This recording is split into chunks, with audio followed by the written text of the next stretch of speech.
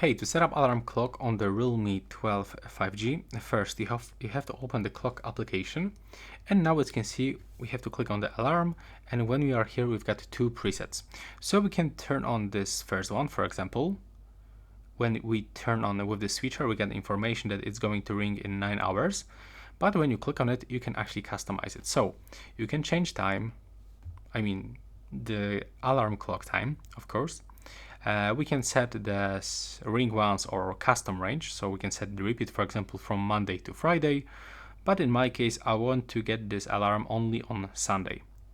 Next we can change alarm name. There's also the ringtone. I just forgot to get the permission because I just misclick, and now when we go back we can click here and pick the ringtone.